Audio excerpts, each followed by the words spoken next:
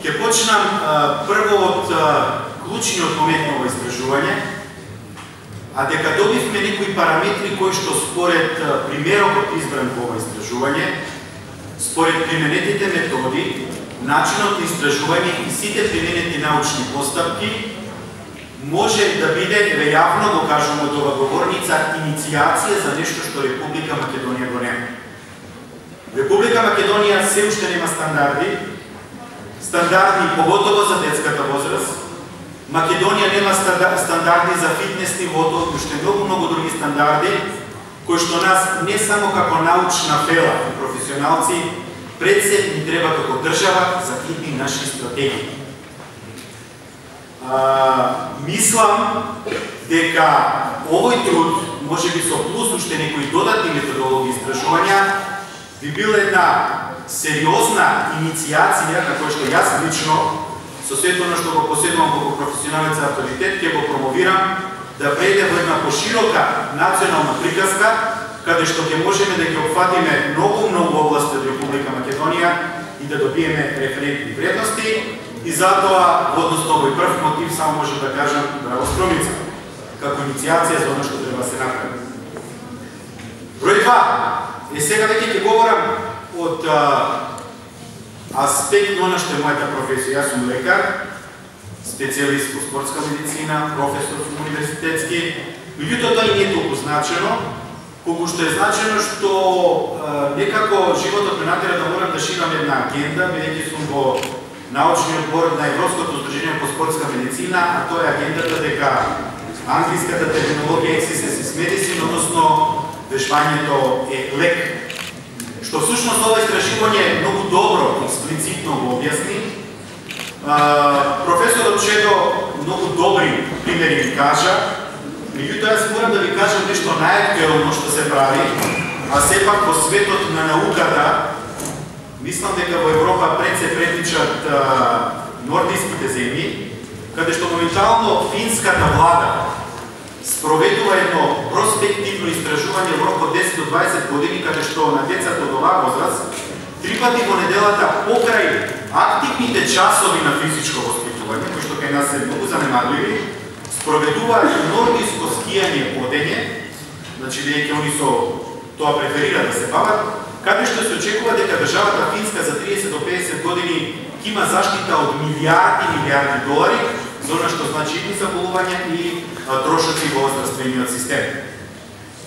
Затоа се тоа што професорот Чедо многу експлицитно го покажа како резултати од ова истражување, би требало да биде втора иницијација на државата Република Македонија, која што треба да превземе сериозни мерки, а веќе насоките правецот професор Саздовски ги кажа.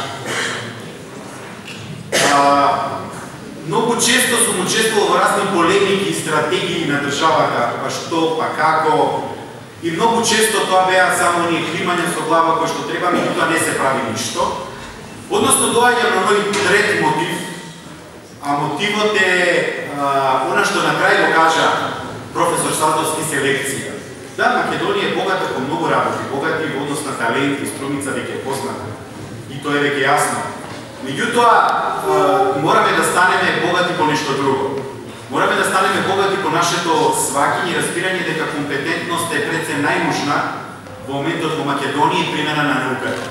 Всушност, настаните кои што се случува со нашите кошаркарска и ракометна репрезентација беа некоја национална еуфорија, меѓутоа лично Република Македонија ништо не направи за тоа.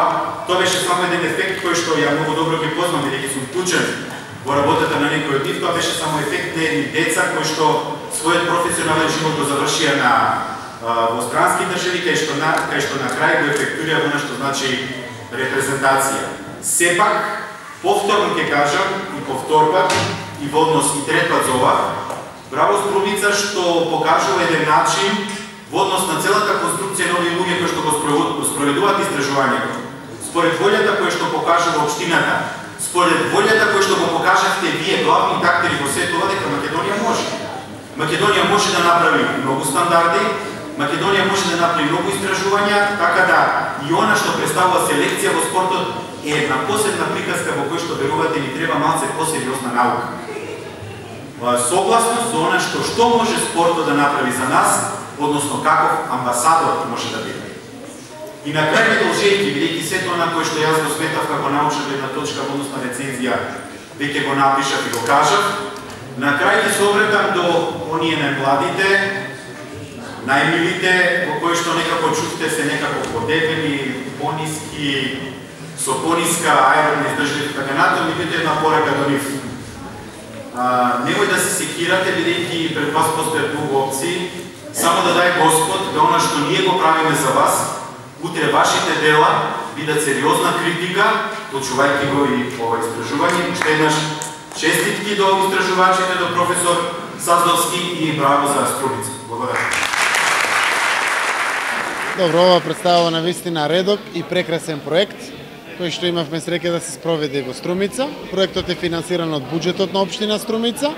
Беа испитани околу 5100 дечиња од основните училишта од 6 до 14 години и беа испитани антропометриските и моторните способности на дечињата, нивните здравствени состојби, физичките способности, така да резултатот од овој проект е ова огромно истражување кое што го добивме. Секој родител на овие дечиња ќе добие слика буквално за неговото детенце, кое што ќе му помогне многу за воиднина да го насочи каде да рекреира, што да поправи, дали имам одредено детенце сколиози и други деформитети, за да можеме навремено и превентивно да делуваме кај дечињата. Во овој проект беа вклучени скоро сите професори по физичко образование од основните и средните училишта, невработените професори по физичко образование и други стручни луѓе како физиотерапевти и други од нашата средина во која што живееме. Навистина, ова представува еден модерен проект кој што го спроведуваат само најразвиените земји, така да верувам дека во иднина ќе даде силен допринос во развојот на младите генерации. Дали ќе може да очекуваме и воведување на некои стандарди кои ќе произлезат од оваа монографија? Апсолутно, значи, еве сега видовме каде се наоѓаме во поглед на сите во Македонија, во поглед на сите во целиот свет. Не можеме да кажеме дека сме задоволни од она што представува резултат на здрав живот на нашите најмали дечињата. И тоа е силен аларм дека ние родителите и општеството треба да превземеме одредени дополнителни активности за мотивирање на физички активности на дечињата. Дали тоа значи дека мора да спортуваат некој спорт? Дали покрај часовите по физичко треба и дополнително да рекреираат? Постојат милион препораки кои што се дадени, кои што мора да бидат искористени. Еве јас ја користам оваа прилика уште еднаш да апелирам до сите родители да ги пуштат своите дечиња да тренираат било каков спорт. Не очекуваме сите да станат врвни спортисти, но токму заради здравието на младите дечиња. Современиот смет ги осудува морално родителите чии што дечиња не спортуваат ништо.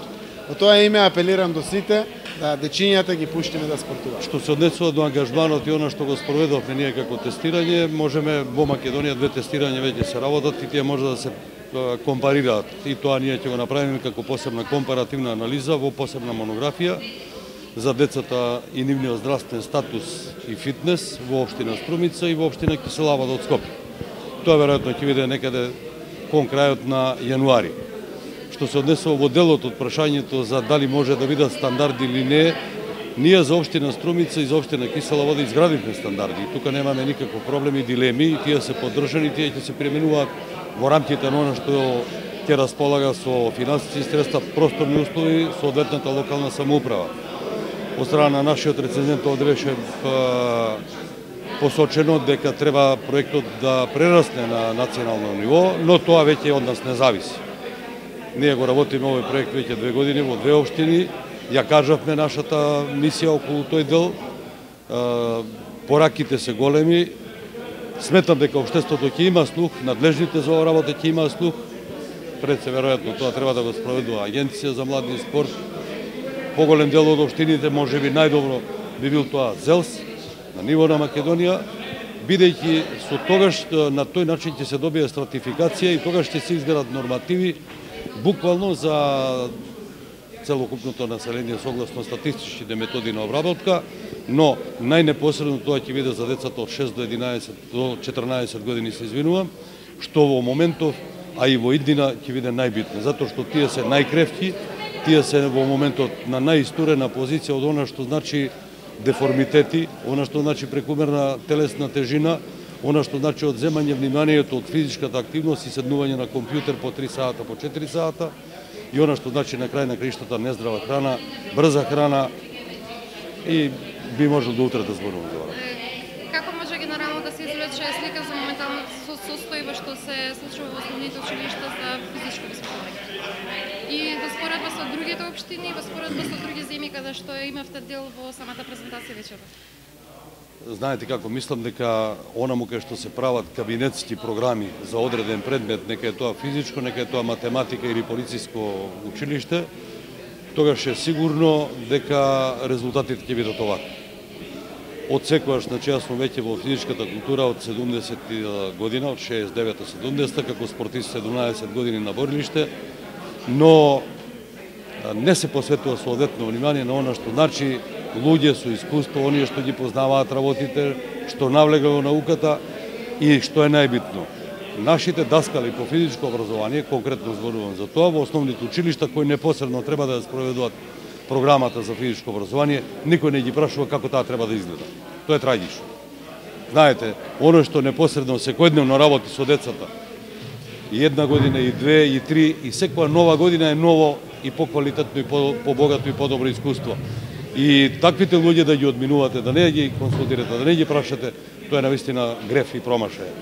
Генерално, сметам дека наставниците по физичко образование непосредно вклучени во процесот на реализација на програмите и овие што јас еве малку ги критикувам такви какви што се, треба надлежните институции кои се за тоа, Биро за образование и не знам кои треба да бидат, меѓутоа тие треба главното внимание во градењето на програмите и црпењето на искуството да го имаат од овие наши колеги кои што непосредно секојдневно работат со години со овие дечи.